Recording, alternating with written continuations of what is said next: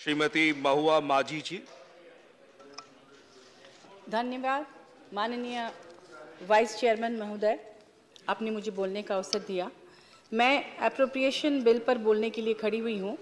माननीय वित्त मंत्री जी से आग्रह है कि वे उस तरफ भी ध्यान दें जिन पर कभी केंद्र सरकार ने ध्यान ही नहीं दिया, कभी उनके लिए कोई विशेष पैकेज भी नहीं बनाया।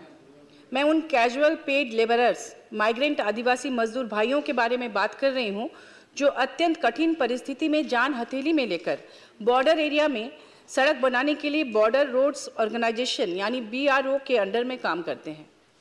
देश की सुरक्षा के लिए लेह, लद्दाख, हिमाचल, अरुणाचल, सिक्किम, नॉर्थ ईस्ट जैसे तमाम सरहदी इलाकों में अत्यंत कठिन परिस्थितियों में सड़क बनाने, पुल बनाने, सैनिक छावनी बनाने और इस तरह के जो भी कंस्ट्रक्शंस होते हैं उसके दौरान ठंड से, दुश्मनों की गोली से, लैंड माइंस विस्फोट से या दुर्गम पहाड़ी घाटियों में काम करते करते एक्सीडेंट से हर साल बड़ी संख्या में इनकी मौत होती है।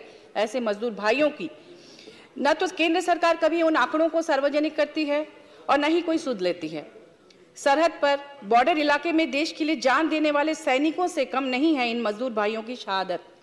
सैनिकों के लिए, देश की सुरक्षा के लिए सड़क, पुल, सैनिक छावनी आदि बनाने के दौरान जब वे अपनी जान गंवाते हैं तो उन्हें भी शहीद का दर्जा मिलना चाहिए या नहीं? क्या उनके बारे में कभी किसी ने सोचा है? क्या सरकार ने उन्हें कभी कोई विशेष आर्थिक मदद देने के लिए कोई पॉलिसी बनाई है?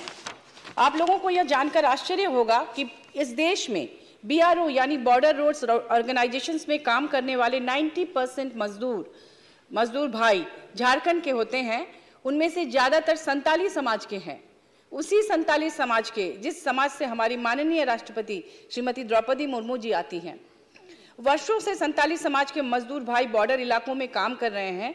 दुर्गम इलाकों में काम करने के लिए विशेष रूप से उन्हें बुलाया जाता है क्योंकि माइनस टेम्परेचर में और विषम परिस्थितियों में जान हथेली में लेकर काम करने की हिम्मत बहुत कम इलाके के लोगों में होती है और इनफैक्ट वे इतने कर्मठ और मेहनती होते हैं कि उन्हें बार बार बुलाया जाता है।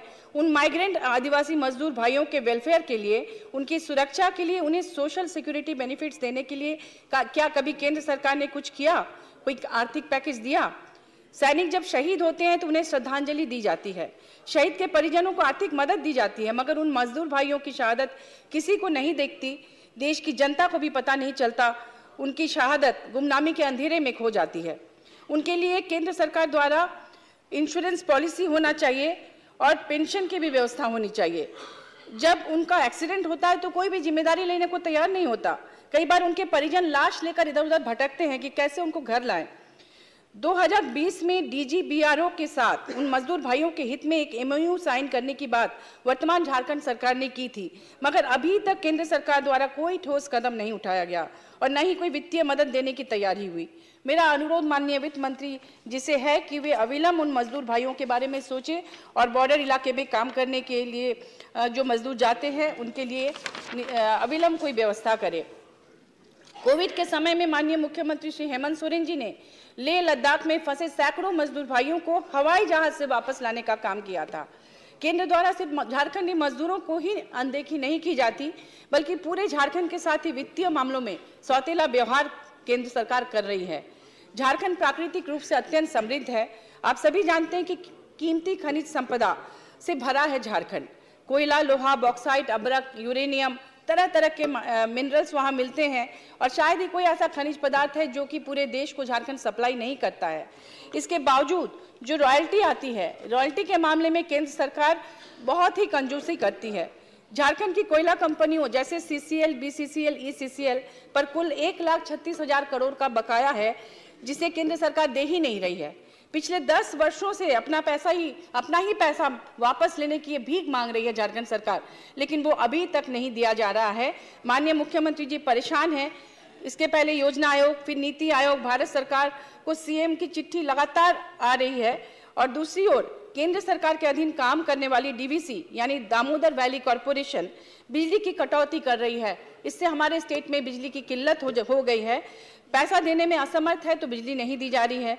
दूसरी तरफ अडानी पावर प्लांट जो झारखंड से बिजली उत्पन्न करके बांग्लादेश को बेच रही है और जबकि नियम था उसे 25% बिजली झारखंड को देना है अपने स्टेट को, लेकिन वो नहीं दे रही है। और इधर चूंकि वहाँ बकाया है, इसलिए अब तक केंद्र सरकार झारखंड को बिजली कहीं से खरीदने भी नहीं दे रही थी। अभी हाल में माननीय मुख्यमंत्री जी ने पेमेंट किया है, तो अब बिजली दी जा रही है।